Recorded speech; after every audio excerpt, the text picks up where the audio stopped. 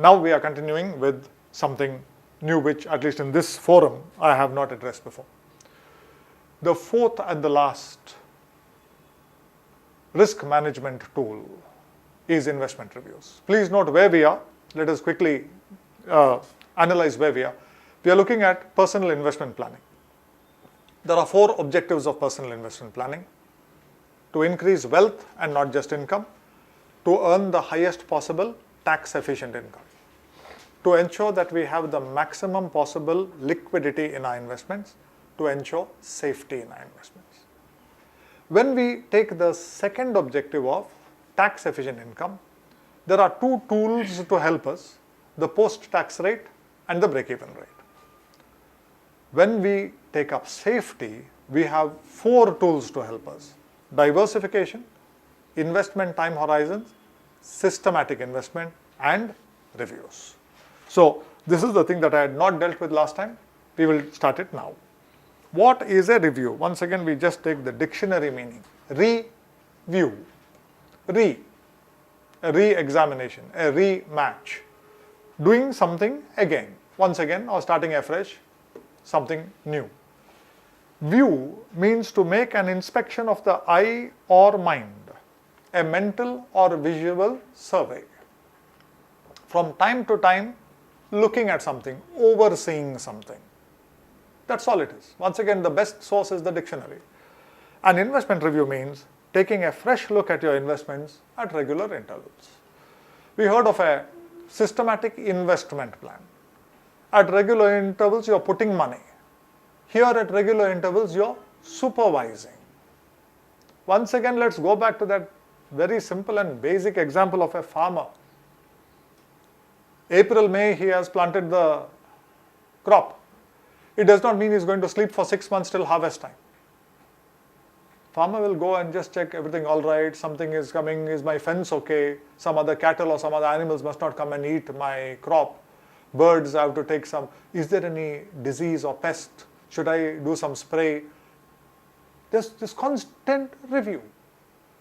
So very often, simple, common sense life lessons that we have can also be applied very successfully and effectively to our investments. So this is what an investment review is. An investment review leads to awareness of where money is invested and how investments have performed. Regular reviews prompt the investor to take timely remedial action to safeguard investments and obtain the best returns out of them. It's very easy to ascertain who is reviewing and who is not reviewing. I'll give you some examples as we go along.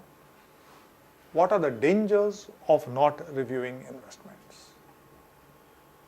Many times a client will come and sit before me, and suddenly they will get a call on their cell phones. They will be about to cut the call. Many times I tell them, no, answer the call, take your call. For the simple reason, I learn a lot about it, to whom they are talking and what they are trying to say. Not because I am curious to know their gossip, but let me give you some examples. Many times they get a call from their CA's office.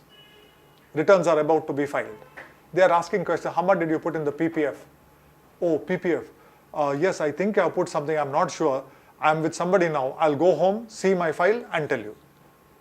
How much have you put in, say, equity linked savings scheme? Or what is your exact income now? Or how much of advance tax have you paid? Everything, the answer is the same. Oh, sorry, thanks, I'll get back home, I'll call you up. There's another category of people. How much have you put in PPF? 60,000.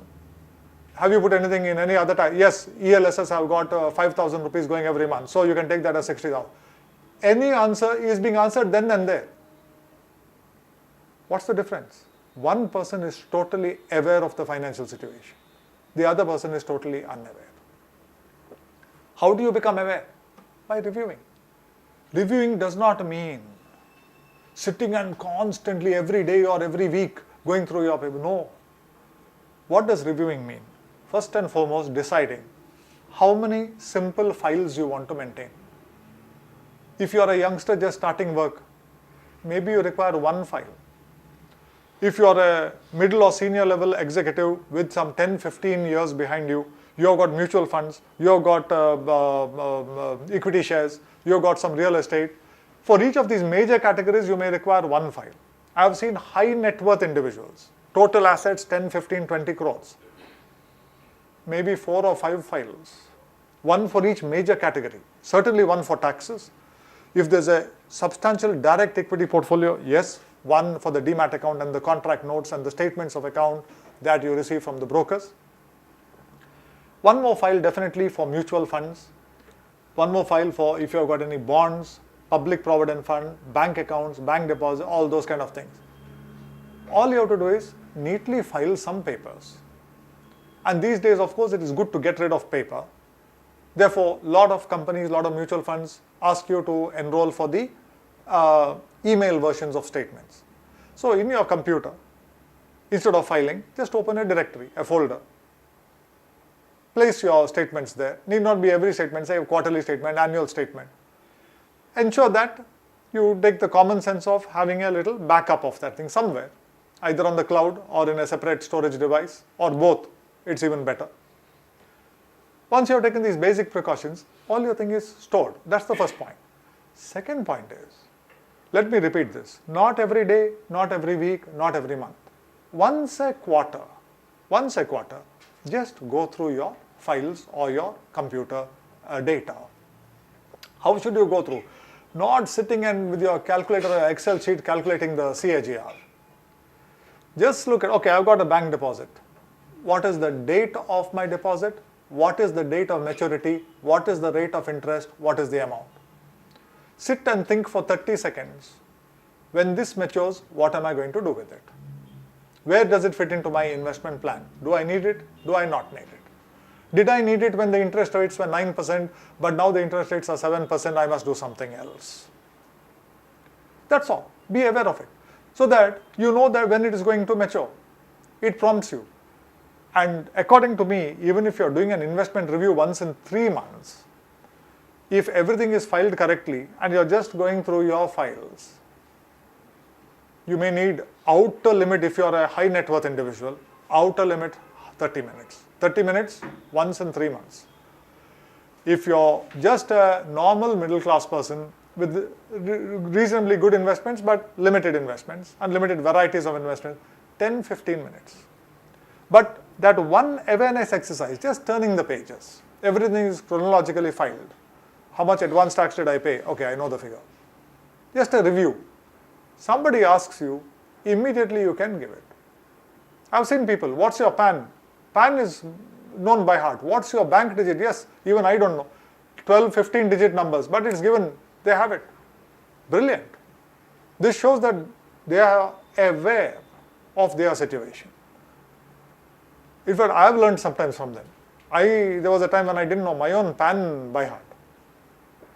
When I found somebody answering a call before me, a client is giving somebody, oh, my PAN, this is my PAN. I decided, let me get my PAN by heart. So sometimes you learn from clients. Dangers of not reviewing investments. I've got people who come to me with some dusty file, they have not opened the file.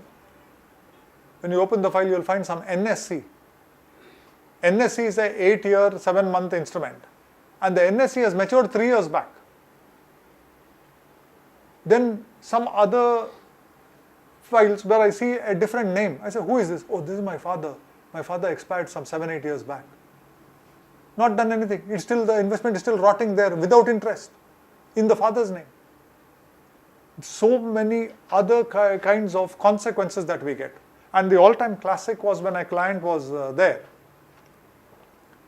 And I was keeping on looking at his files, and I found some old, I think it was some sort of a government bond.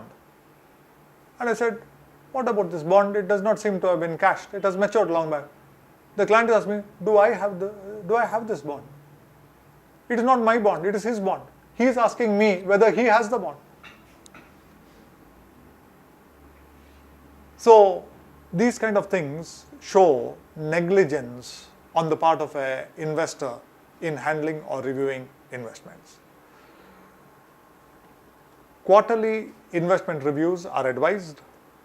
Investors who do not review their investments at least once in 6 months can be accused of neglecting their investments. Quarterly is ideal. Monthly is not necessary. If you want, you can do it. Not necessary. Quarterly is good enough. But if somebody is not doing it at least twice a year, this is the bare minimum. At least 6 months, once in 6 months, you're not going to just take your files from your cupboard, sit at your table, just go through them, just turn the pages, need not study them, need not use a calculator. Just be aware. If you're not doing this much, you're neglecting your investments. So we conclude this whole concept of safety. It is a very simple thing. In investment, safety first, returns later. In investing, success is less a matter of winning than avoiding losing. All the great writers convey the same message in different words. You don't have to worry about returns. First worry about risk. When you eliminate the risk, whatever remains is your return. Returns are your reward for successfully managing risk. In the successful management of risk lie returns. This is a beautiful saying by a psychologist, not even an investment advisor. Risk surrounds and envelopes us. Without understanding it, we risk everything, and without capitalizing on it, we gain nothing. Beautiful saying. The psychologist has captured investment risk much better than an investment writer.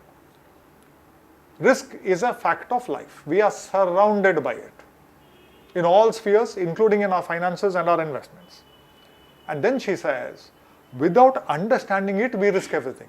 So if we are ignorant about risk, that's the greatest risk. If we know about risk, we can capitalize on it.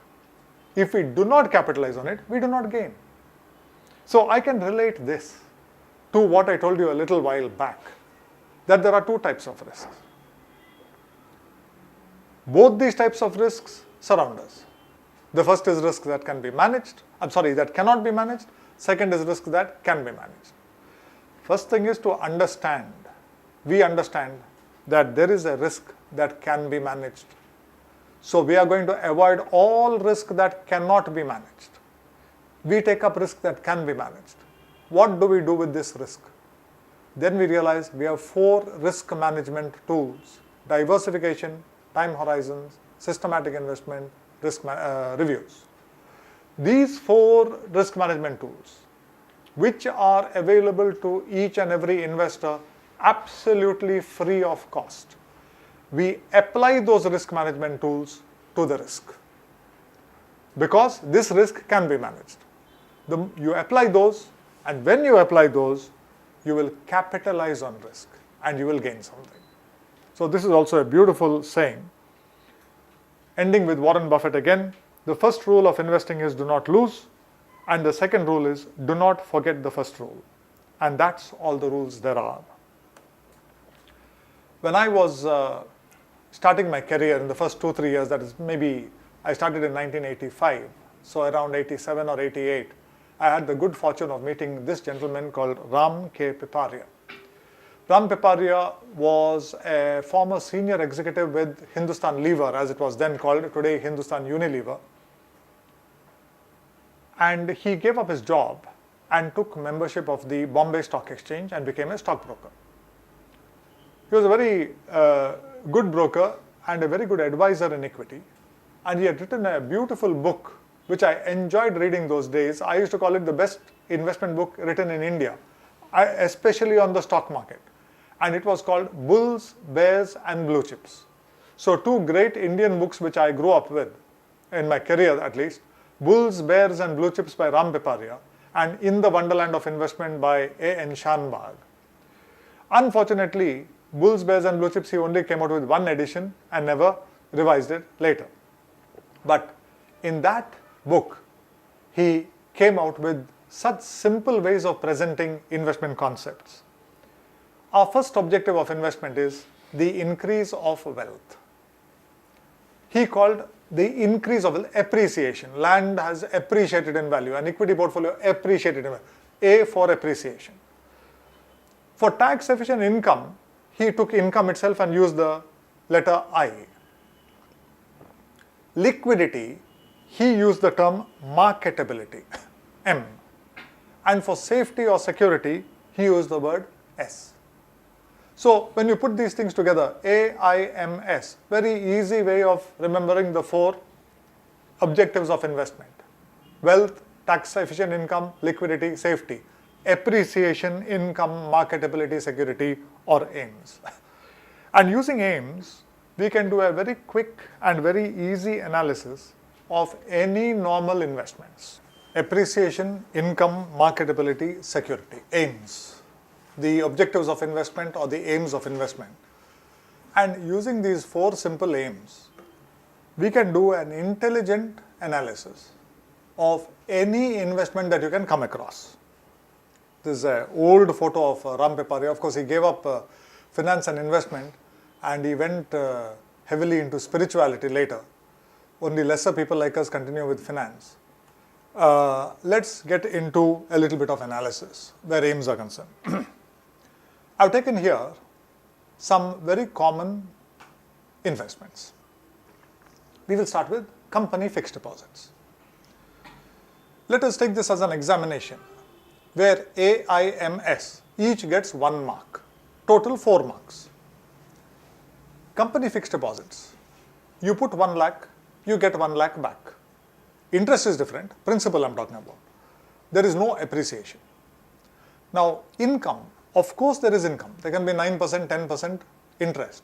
But when we use the word I or income, we are looking at tax efficient income. There should be some, I'm not saying tax free, definitely not tax free. There should be some tax benefit. There is no tax benefit in company fixed deposit interest. It is fully taxable. Therefore, a cross mark for I. M is marketability. You have gone for a 3-year company fixed deposit. When you went for the company fixed deposit, the 10 rupee share of the company was quoting at 300 rupees in the stock market. 6 months later, you find that 300 rupees has become 200 rupees. Then 1 year has passed, it has dropped below 100 rupees. Now we are looking at the index. In that time, the index has actually gone up a little bit. Now you are concerned, why is the share price dropping? Then you are looking at the quarterly results. Profits have come down and suddenly profits have turned into loss. Now you begin to feel scared. If the company is not doing well, I have put a 3-year fixed deposit, only 1 year is over, is something going to happen to my money? So immediately you ring up the company and tell them, listen, I want to prematurely cash my company fixed deposit. Company people tell you, no, sorry, the contract is for 3 years. We are still paying interest. We are not responsible for what's happening in the stock market. So we cannot refund your money till 3 years. And there is nothing you can do. There is nothing you can do. So you, even if the company goes into liquidation, a company fixed depositor is an unsecured creditor. Neither can I pull my money back prematurely. A few companies allow it, but once again, this allowing it has to be put within inverted commas. They can allow it in the good times. They may stop it in the bad times. There will be some fine print there that says that they can refuse to prematurely encash. So marketability is very bad. Safety is, there is no safety. Behind you when you look, you are last in the line for repayment. Behind you are only the shareholders. And they are not creditors. They are owners. So they take the risk. But you went into a company fixed deposit wanting safety, not risk. So when you look at an instrument like the company fixed deposit, what you find is 4 cross marks. We will analyze later. Let us take the next. Post Office Monthly Income Scheme, POMIS. No appreciation. At one time they used to give a small little bonus of some 10% after 6 years, but that is nothing. Income is fully taxable. Very poor marketability. You can prematurely cash, but once you put your money there, for 1 year you cannot take it out at all. Then between 1 year and 3 years, I think there is some penalty of 2% or 1.5% or something. And 3 years to 6 years, the penalty reduces by 0.5%. So there is a penalty. So no liquidity for 1 year. Then to get out, you have to pay a penalty. So very poor marketability, but safety, big tick mark, because this investment is guaranteed by the government of India, which means it is much safer than a bank deposit. It's a government guaranteed investment. So one tick mark. Let us go to taxable government bonds. Now I will not explain this, because whether it is this or this NSE, whatever it is, it's the same thing. They are government guaranteed, fully taxable, poor liquidity. Public Provident Fund. No appreciation on your money. It's only interest that's being compounded. So let's not confuse that with appreciation. Interest, very big tick mark, because we are not looking for tax freedom. We are looking for tax efficiency. But here it is much better than tax efficiency. It is the highest form of tax efficiency is tax freedom. And PPF, all interest, all accumulated interest is tax free. All withdrawals are tax free. There simply isn't tax there. So very big tick mark. Marketability, absolutely horrible. You can put money, first withdrawal is after 6 years. That means your first withdrawal is permitted in the 7th year. And the scheme itself is 15 years. Of course, there's nothing wrong with it, because it's designed as a retirement scheme. People should not withdraw before that. So they try to make it difficult. It is 15 years, and after 15 years you can renew it for 5 years at a time. Now, just on this one slide, what do we see? We see something that is not scoring even 1 mark out of 4, 1 or 2 things that are scoring 1 mark out of 4. Public Provident Fund is scoring 2 marks out of 4. Let's proceed. Bank fixed deposits. No appreciation. You put 5 lakhs, you will get 5 lakhs back. Even cumulative bank fixed deposits, you put 5, you will get 7 or 8 lakhs. That is not appreciation, that is accumulated interest, compounded, that's all. Income is fully taxable. Marketability is excellent. You can prematurely earn cash. And if you take that minimum precaution, finding out in advance that there is no penalty, there is no problem at all. And safety. So much we have read in the papers recently. How bank balance sheets are carrying huge non-performing assets. This is done, that is done. Yes, there can be problems. But on the whole, the Indian banking system is quite well regulated. And most important, the government will not allow any major bank to go down. In fact, I was quite shocked when about 12 years back or so, a relatively very small bank called Global Trust Bank went bust. I was thinking that this is a classic case for the government to allow this to go bust and for the depositors to lose money. But the government was so scared that banking itself will get a bad name, as a result of which they may lose the next election. What they did was they came to the rescue of the bank. They merged it with Oriental Bank of Commerce, and depositors did not lose 1 rupee of principal or 1 rupee of interest. Shareholders lost everything, but not the depositors, not the account holders. So if you had got 49,000 rupees in your SBI account, only thing that happened was Global Trust Bank passbook was taken, Oriental Bank passbook was given, 49,000, same balance. Therefore, bank fixed deposits carry a lot of safety. Now, let us go back. PPF, 2 tick marks. Bank deposits, 2 tick marks. But the tick marks are different. Safety, both of them have. One has in income, that's PPF is here. Bank deposit is here. Doesn't matter, 2. Let's continue. We have got mutual funds. Liquid short-term floater, short-term mutual funds. There is no appreciation. All of them are on income. It's like interest income they depend upon. Yes, when the short-term maybe a slight appreciation or depreciation because of change of bond values. But largely, when you're talking about very short term, they are depending upon accrual income. Income, I have put a question mark, and for question mark, we can give half a mark.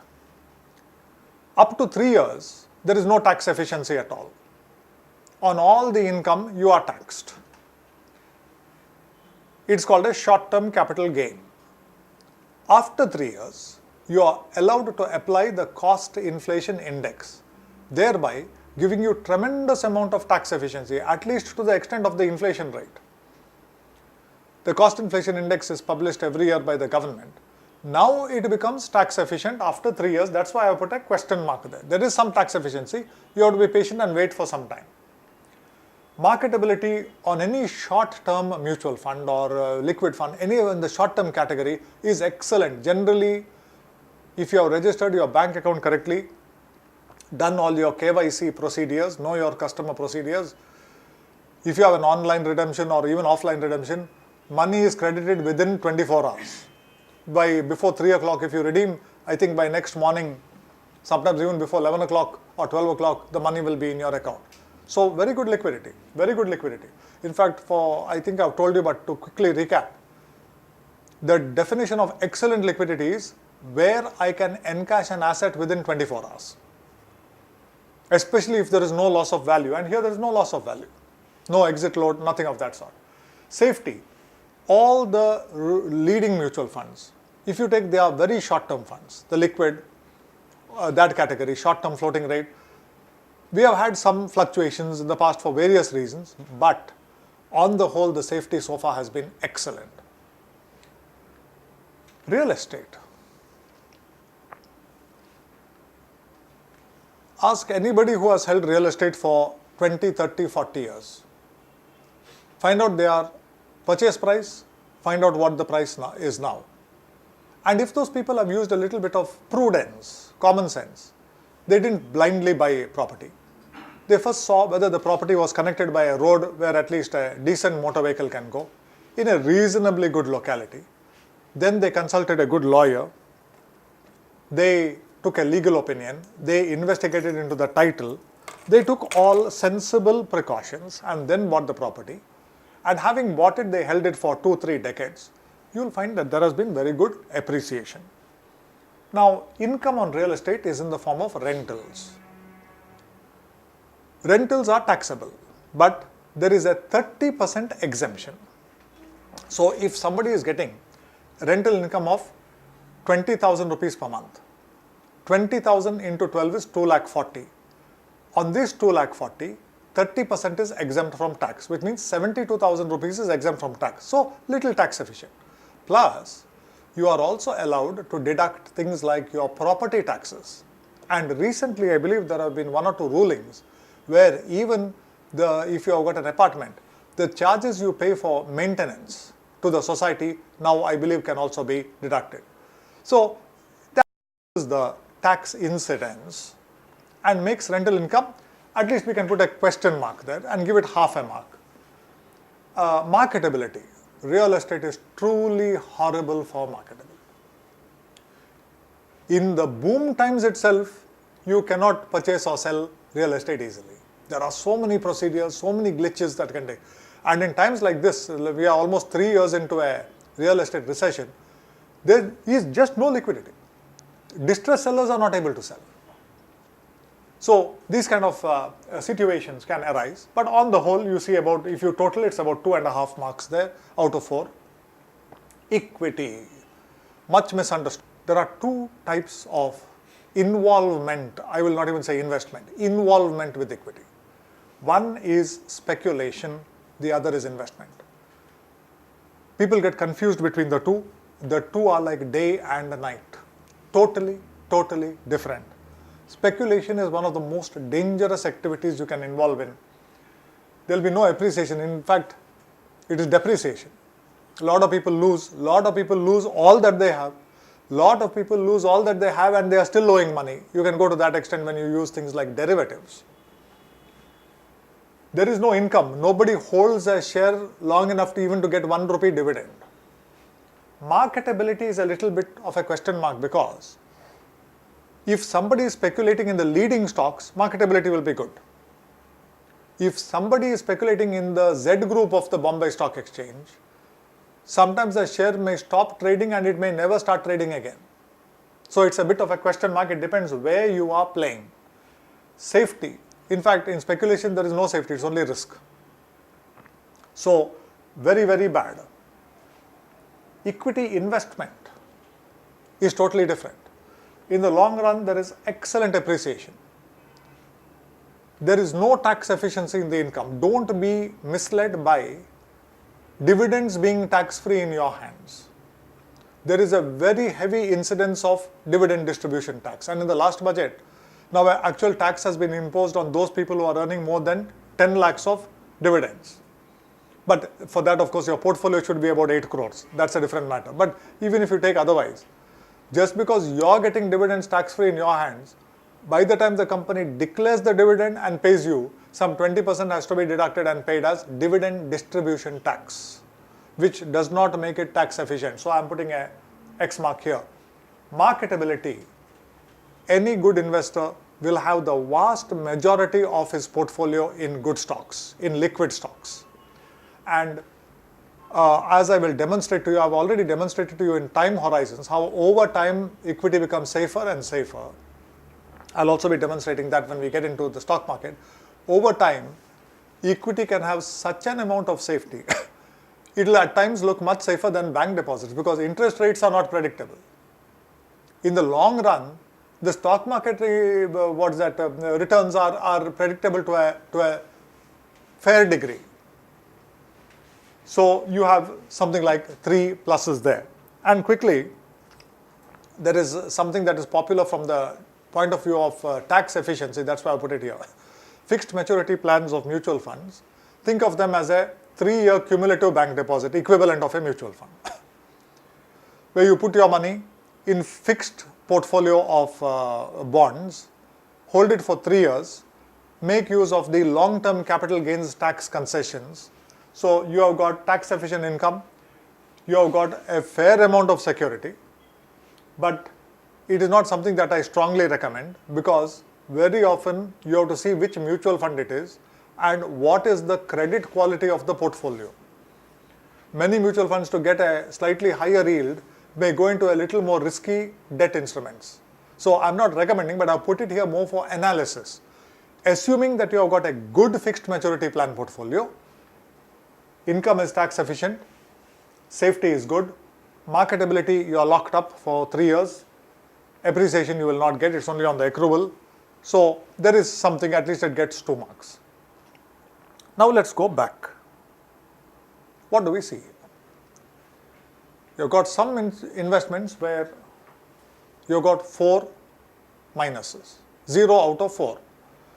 You've got some where you have got just 1. We will stop right here and analyze. If on applying Ames analysis, a particular investment has got 4 cross marks, that means the examination result is 0 out of 4. What we should do is outright reject that investment. Do not even consider it. If it has got 1 out of 4, what do we do?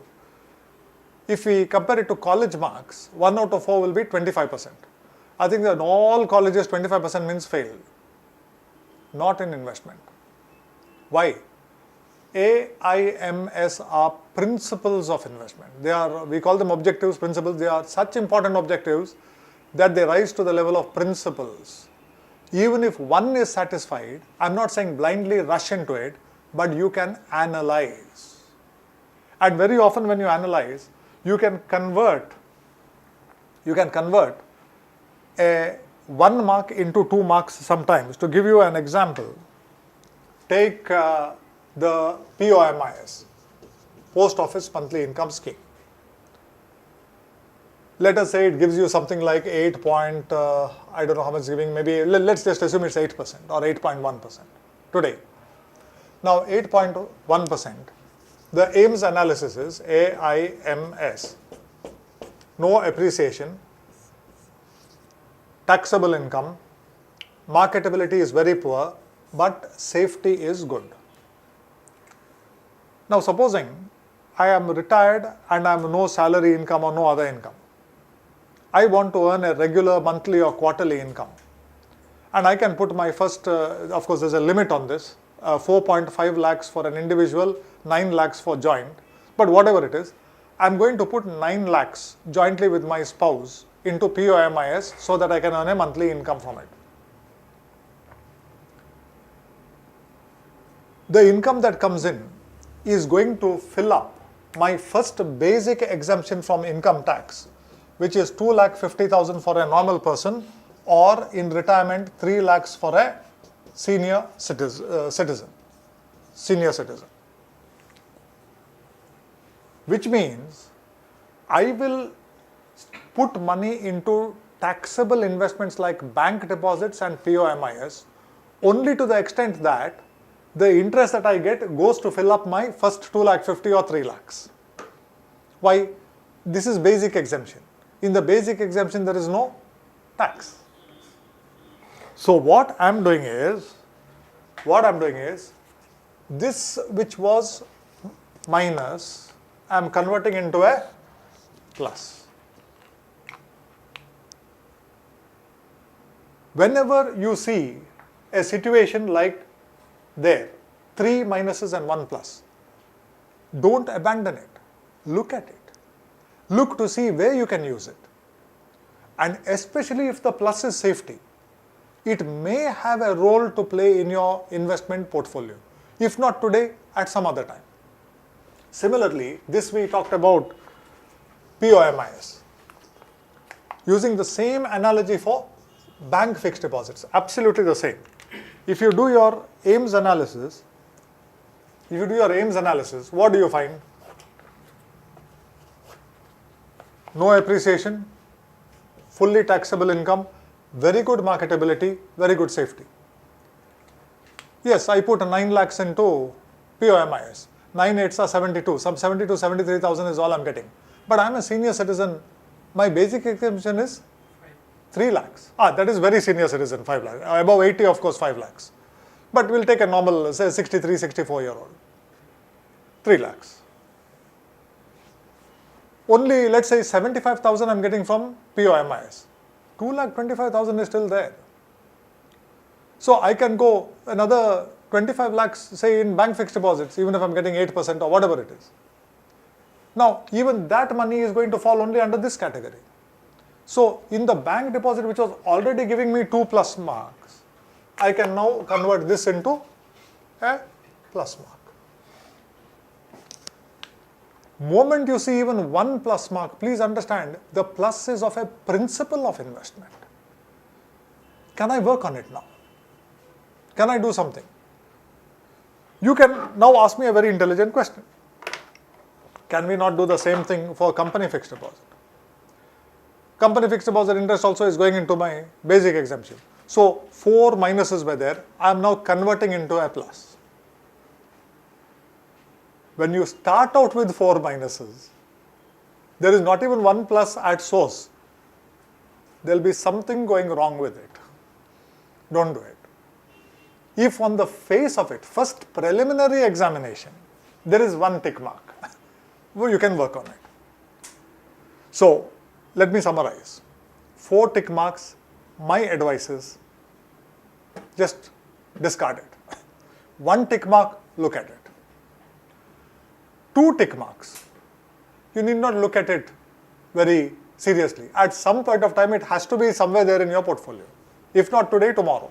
The moment you have got 2 tick marks, you will find that somewhere at some point of time, you will need that investment. So, when you talk about things like, will I need a PPF? You probably will need it. It's got 2 tick marks. Will I need bank fixed deposits? Perhaps at some point of time, or they are equivalent in a mutual fund. I may need a safe avenue, a debt avenue. Will I need real estate as an investment? It has got its pluses and minuses, but if you are interested in real estate, it is a good avenue. There are people who have retired off rental income with all its problems. There are 2 tick marks, there are a little more, 2.5. Equity speculation does not even come to 1, reject it. Equity investment, one of the few investments that will go to almost 3 tick marks. It may have a place in your portfolio.